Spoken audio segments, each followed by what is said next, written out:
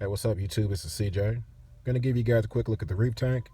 This video I really want to focus on sumps and my thoughts as far as having an all-in-one, and also my future plans as far as upgrading and what type of tank I'm gonna choose. Now before we get going too far in this vid, I gotta remind anyone that's new to my channel, or if you just didn't know, this is actually my second reef tank. My first reef tank was about 2 years ago when I first made the change over from freshwater and Boona cichlids to saltwater. Now that first tank was a 37-gallon Marineland cube. It was not reef ready, and I went through the full process and I documented that whole build for you guys, from drilling it to plumbing it to going over the overflow, the sump, everything that was involved. So highly recommend you guys go check out that vid. I'll post a link above and below, and it'll really catch you up on my thoughts and it'll really help you understand what we're going to cover in this video. So before we get going too far, I want to mention this for anyone new in the hobby. You don't have to have a sump at all, honestly. There are tons of successful tanks out there that are sumpless, and those guys will tell you, you don't have to have one, and honestly, you don't. So many different ways to do things in this hobby. I can't tell you what's right or wrong, but what I will do is share my personal experiences with two types of tanks that both had sumps, and we're going to compare and contrast the benefits of both. Now, there are a few different benefits of having a sump. Of course, you can handle your equipment, which is a big thing for me. I like things being neat inside my display. I like everything being focused on my skate, my corals, and my fish. No equipment showing. And the second benefit is adding water volume to your tank, which is always a good thing as far as helping your parameters. And the third, is optional, is adding refugium. Having extra space, all of those things are good. But for me personally, I haven't had a chance to experience that part of the hobby yet because all the tanks I've had have been too small. So let's go ahead and compare my two tanks. My current tank is my 45-gallon all-in-one JBJ. Of course, you guys know that. Now, the rear compartment, I would say, holds roughly 4.5 to 5 gallons of water, and I consider that my sump area. Now, my first tank was a 37-gallon Marineland cube, and I had a custom DIY sump that I built out of a 5.5-gallon tank, and that was my sump below the tank in that situation.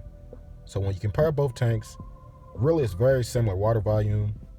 Now, I also want to mention the footprint for both tanks. My older tank was a Marineland cube tank, so it was more of a square shape. It was 18 by 20, and my JBJ is more of a rectangular shape, 26 by 19, so it's a little bigger. But the main thing being, the main point, is both tanks can be lit by one light. In this hobby, the footprint of your tank is very, very important to save you some money. Highly recommend, if you do choose to do something, keep your lighting in mind. It's the most expensive thing, so if you can get a tank that can cover, that can be covered by the spread for one light, go for it. So let's go ahead and say everything's equal. Equal water volumes between both tanks. They both can be covered with one light, and they're going to need similar equipment. So with all things being equal, then we can really start to compare and contrast the reasons I went with an all-in-one compared to a tank with a sump underneath. Now, I'm sure you guys are well aware, but this hobby has a lot of decisions you have to make along the way. And starting off with the right tank is one of the biggest ones you're going to make. So for anyone new in the hobby, pay close attention. I'm going to cover my experience with, starting this all-in-one compared to starting a tank with a sump, and really hope that helps you get off the fence and, helps you make a decision on which way you want to go. So let's start with my first tank. I made a common mistake I feel like everyone's going to make in this situation. Jumping into the hobby, really excited, doing tons of research, regarding live and dry rock, deep and shallow sand beds, what kind of fish, corals, lighting, all the different things you need to know as far as what goes in your tank. Only failing to realize that's only half the battle. So the biggest advice I can give anyone new in the hobby, while it's good to know the inner workings of a reef tank as far as, how to cycle the aquarium and how to make everything stay alive, you can't skip the most important part if you're going to choose to have a sump, and that's learning how to build it. Now, it may be common knowledge to a lot of you guys, but me personally, I always lived in apartment complexes, at least growing up, so I never dealt with plumbing. I never learned how to do it. I was just called the maintenance man, right? So with building your first tank, that was my first hurdle, learning how to deal with PVC piping. Now, I will admit, there was tons of information I ended up learning after this, but I will recommend for anyone new, do your research as far as the different types of overflows you can have, meaning, dorso or Herbie style or bean animal. Those are 3 different types that are common in the hobby. And also, where to put your unions as far as your plumbing, gate valves compared to ball valves, and all those things as far as building manifolds will be helpful for you whenever you're plumbing your tank. If you do it right and don't skip this step, you'll really be able to optimize your system and have everything running smoothly. So once you get past the plumbing, the next thing on the list is going to be how to deal with your sump. Do you want to spend a lot of money and get a commercially made sump, which in my opinion, it's not really worth it? Or do you want to build one yourself so that way you can have it fit your own specifications? That's the route I ended up choosing.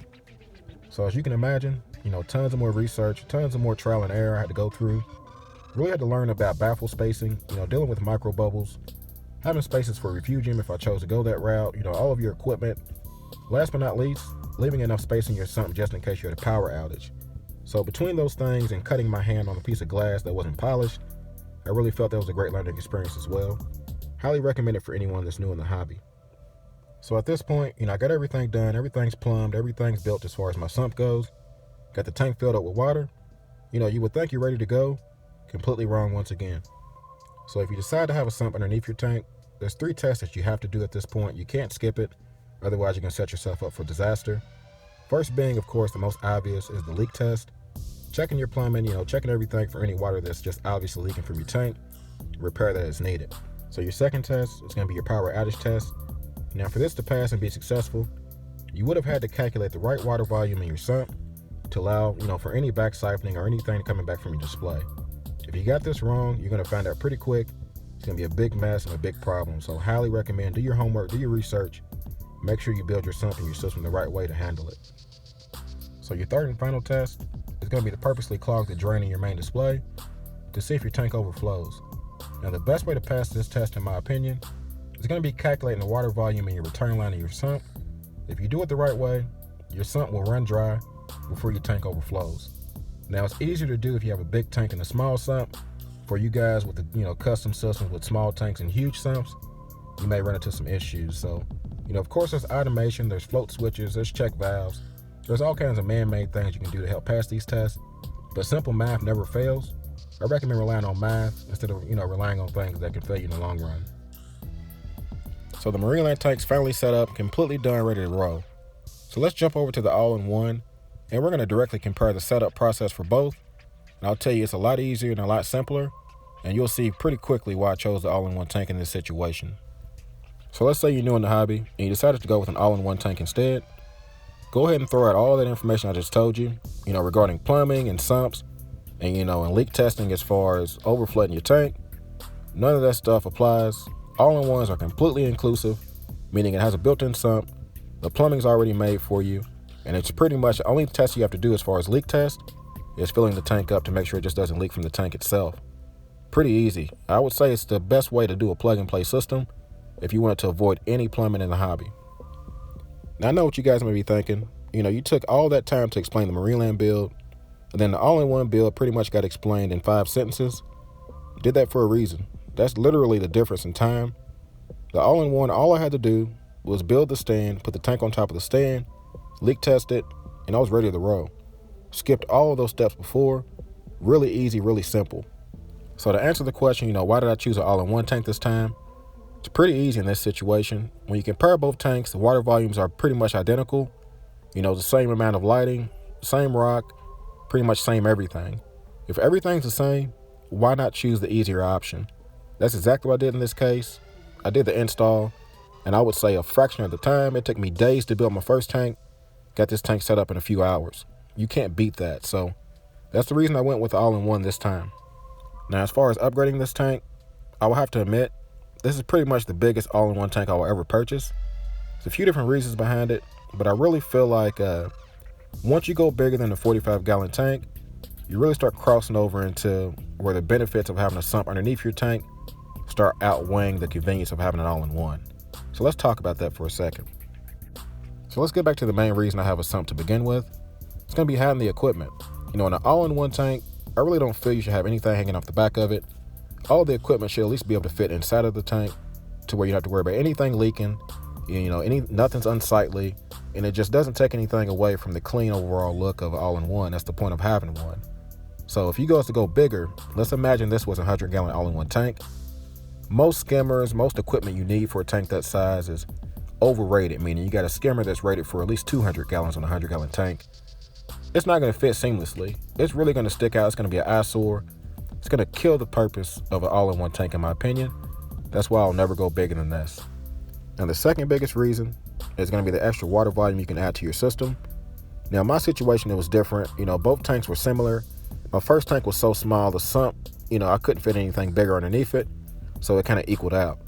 But if this was a bigger situation, let's say you had 120 gallon tank, one was an all-in-one, one was not.